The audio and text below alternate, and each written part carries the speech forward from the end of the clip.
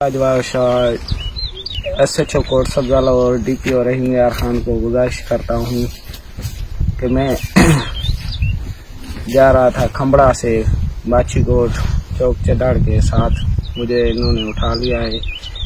इनका भी ये मुतालबा है कि उनको कहो कि वो इनके बंदे वापसी कर दें, जाहिद और मुख्तियार, वरना ये मुझे कहते हैं आपको मार देंगे। सर मेरे छोटे छोटे बच्चे हैं, मुझे और मेरे बच्चों पे रहम करें, खुदा के वास्ते मुझे बचाएं।